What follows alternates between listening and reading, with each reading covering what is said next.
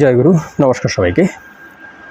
আশা করছি গুরুর কৃপায় সবাই ভালো আছেন, সবাই ভালো থাকেন, সেটাই কাম্য।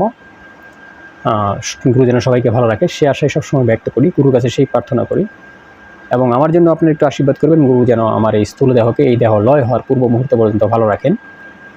সে সাথে আমার সাথে যারা দীর্ঘদিন ধরে আছেন, আমাকে ভিডিও দেওয়ার জন্য প্রতিনিয়ত উৎসাহ করেন, তাদের কাছে আমি কৃতজ্ঞ। এবং আমার নাম্বার যারা চেয়ে থাকেন, আমার নাম্বার ডেসক্রিপশনে দেওয়া আছে, ইভেন ফেসবুক পেজও অ্যাড করা আছে। আপনারা পেজটা ফলো করে আপনাদের মতামত জানাবেন। এবং যেহেতু নাম্বার দেওয়া আছে, হোয়াটসঅ্যাপ কিংবা ইমোতে আপনারা মেসেজ করবেন, বেশি প্রয়োজন হলে কল করবেন। তবে মেসেজ করলে আমি সময় মতো সবাইকেই রিপ্লাই করি। তো হয়তো সবসময় সাথে সাথে করতে পারি না, বাট আমি করি, একটু দেরি হলেও করি, এটা আমার স্বভাব। যেহেতু নাম্বার আমি দেই, আমি ইচ্ছা করে নাম্বার বলি, সেহেতু আমাকে তো তার রিপ্লাই করতেই হবে। আর যখন নাম্বার দেওয়া বন্ধ করে দেব, তো তখন আর রিপ্লাই করতে হবে না। যেহেতু অনেকেই অনেক কল করেন, অনেক মেসেজ করেন, সেহেতু করি। তো আমাকে একজন প্রশ্ন করেছেন, দাদা আপনি এত তন্ত্রমন্ত্র থাকতে, এত রেমেডি থাকতে, এত টোটকা থাকতে আপনি সরোদয়কে কেন এত প্রাধান্য দেন? এর কারণ কি? এর কারণ কি? তো বেশ গুড কোশ্চেন। দেখেন দাদা, পৃথিবীতে যত তন্ত্রমন্ত্র আছে, সবগুলাই করতে গেলে আপনার তার যে প্রক্রিয়া আছে, প্রণালী আছে, সেগুলো বিশদের থেকেও বিশদ, অনেক ব্যয়বহুলও বটে,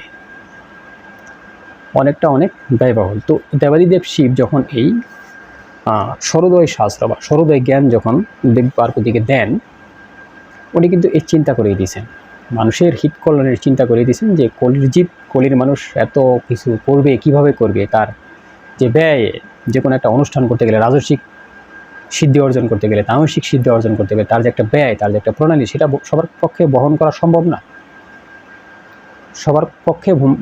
সম্ভব না। ইভেন এই সমস্ত জিনিস, যে সমস্ত ক্রিয়াকলাপ করার জন্য, যে সমস্ত কর্ম করার জন্য, ওই সমস্ত যজ্ঞ, হোম বা মন্ত্র সিদ্ধি করার জন্য যে সমস্ত জিনিসপত্র প্রয়োজন পড়বে, সেগুলো সবাই পাবে না।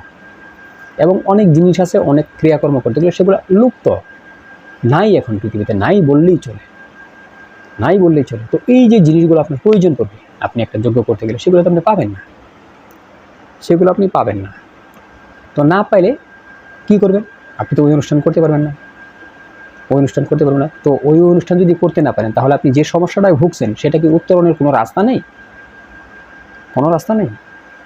হ্যাঁ, অবশ্যই রাস্তা আছে। সেই রাস্তাই দেবাদিদেব শিব বের করেছেন, সেটাই হলো সরোদয় বিজ্ঞান। এখানে আপনার কোনো কিছু লাগবে না, খেলা ঈশ্বরের। তো এর জন্যই আমি সরোদয় বিজ্ঞানকে অনেক প্রাধান্য দিয়েছি। ইভেন সরোদয় বিজ্ঞান একটা সায়েন্স। এখন বলবেন, দাদা আমি প্রতিদিন এইভাবে কাজ করি, আমার তো উন্নতি হচ্ছে না। এটা লং টাইম প্রসেস। এর জন্যই হবে কি জন্য? আপনি তো এতদিন উল্টাপাল্টা কাজ করে আসেন, তার একটা নেগেটিভ এনার্জি তৈরি হচ্ছে না, তার একটা পার্শ্ব প্রতিক্রিয়া আপনার উপর তৈরি হচ্ছে না। আমি যদি লং টাইম ট্যাবলেট খেতে থাকি, কোনো বিষয়ে, গ্যাস্ট্রিক হোক, আলসার হোক, বা অন্য কোনো বিষ ব্যাধি ট্যাবলেট যদি আমি প্রতিনিয়ত লং টাইম খাই, তাহলে আমার কি সাইড ইফেক্ট হয় না? আমার সাইড ইফেক্ট হবে না? 100% হবে। তো এতদিন আমি প্রকৃতিতে তার আমার নিজের ইচ্ছা ক্রিয়া মতো কাজ করে আসছি, উল্টাপাল্টা কাজ করছি, তার যে একটা সাইড ইফেক্ট হয়েছে, সেই সাইড ইফেক্টটা তো আপনার এখন সরোদয় শাস্ত্র দ্বারা যখন আপনি এটাকে কন্ট্রোল করতে যাচ্ছেন, তার জন্য তো আপনার সময় লাগবে। সেই নেগেটিভ এনার্জিটা আপনার থেকে সরানোর জন্য তো আপনার সময় লাগবে না? সময় তো লাগবে। এর জন্য এটা একটু আপনার জন্য লং টাইম হয়েছে। কিন্তু আপনি প্রথম থেকেই যদি আপনি সরোদয় শাস্ত্রকে প্রয়োগ করে আপনি প্রত্যেকটা ক্রিয়াকলাপ করতেন, সেই ক্ষেত্রে তো আপনার নেগেটিভ এনার্জি আপনার তৈরি হতো না, আপনি কাজ করার সাথে সাথেই বুঝতেন। এখন এটা যখন আপনি প্রতিনিয়ত এটাকে ফলো করে, সরোদয় শাস্ত্র, সরোদয় বিজ্ঞানকে আপনি ফলো করে যখন কাজ করবেন, তখন আপনার এই নেগেটিভিটিগুলো কাটতে থাকবে, আপনার পজিটিভ এনার্জি তৈরি হতে থাকবে। একটা সময় গিয়ে একটা বিরাট না, একটা বিশাল রেজাল্ট আপনি পাবেন। তো এর জন্য আপনি প্রতিনিয়ত প্রয়োগ করেন। আগে যেহেতু জানতেন না বিদ্যাটা, সেক্ষেত্রে আপনার নেগেটিভ এনার্জি তৈরি হয়েছে। এখন যেহেতু জানেন আপনি, সেক্ষেত্রে আপনি এই বিষয়টা আপনি প্রয়োগ করেন। তো এই বিষয়টা যখন আপনি প্রয়োগ করবেন, তখন আপনার 100 থেকে 100 আপনি লাভবান হবেন। এর জন্য আমি সরোদয় শাস্ত্রকে আমি খুব গভীরভাবে দিয়েছি, আমি এটাকে ভালোবাসি। গেল একটা বিষয়। দ্বিতীয় বিষয়, কোনো জিনিসকে ঠিক করতে, কোনো জিনিসকে ভালো করতে, কোনো জিনিসকে বন্ধ করতে সরোদয় শাস্ত্র কোনো জিনিস একটা টাকার আপনার খরচ নাই, একটা টাকা আপনার খরচ নাই। বস্তু দোষ বলেন, গ্রহ নক্ষত্র দোষ বলেন, পুরোদোষ বলেন, যত দোষ আছে, যত দোষ গুণ আছে, সব সরোদয় শাস্ত্র আপনার, সরোদয় শাস্ত্রে সব কিছুই আপনার করা সম্ভব, কাটা সম্ভব, সব কিছুই সম্ভব। ঠিক আছে, আপনি যদি বাস্তু দোষ, আপনার তো ইউটিউবে ভিডিও দেখেন, আপনি যদি বাস্তু দোষ দেখেন, বাস্তু দোষের যে প্রণালী, যে সিস্টেম, আপনি জীবনযাপন করতে পারবেন? সম্ভব, সম্ভব। কিন্তু বাস্তু দোষ একটা বিশাল বিষয়, এবং এই নিয়ে অনেকে মনে করেন ইউটিউবে অনেক বক্তা আছে বলেন, তো বাস্তু দোষ কাটানো এত সোজা বিষয় না। আর বাস্তু দোষ আপনি কাটাবেন কী করে? একটার পর একটা বাস্তু দোষ আপনার করে খুঁজলে দেখবেন একটার পর একটা বাস্তু দোষ আপনার আছে, একটার পর একটা বাস্তু দোষ আপনার আছে। এখন আপনি যদি ওই বাস্তু দোষ বোঝেন এবং ওই বাস্তুর গুণ বোঝেন এবং ওই বাস্তু কোন দেবতার আন্ডারে সেটা যদি বোঝেন, ওই দেবতা কোন গ্রহের আন্ডারে বা কোন গ্রহ ওই দেবতার আন্ডারে সেটা যদি বোঝেন, তাহলে আপনি ওই দেবতা বা ওই গ্রহকে আপনি সরোদয় শাস্ত্র দ্বারা প্রয়োগ করে আপনি সেটাকে ঠিক করতে পারেন। আপনি বাস্তু দোষ আপনি ঠিক করতে পারেন, পারেন না? পারেন, অনায়াসে পারেন। যদি আপনার গ্রহ দোষ থাকে, যে কোনো গ্রহ দোষ আছে, সেই গ্রহ, আমি কিন্তু গ্রহ কোন নাসিকার আন্ডারে, কোন নক্ষত্র কোন নাসিকার আন্ডারে, এগুলো আমি সব বলছি, এগুলো আমি সব বলছি, বলি নাই এমন কোনো বিষয় নাই। ঠিক আছে, আমি চ্যালেঞ্জ করে বলতে পারি, আমি যা বলেছি সরোদয় শাস্ত্রে এগুলো খুব কমই বলছে, খুব কম বলছে।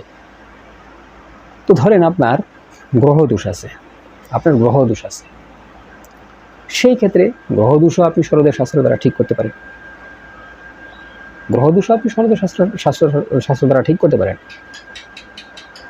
আপনার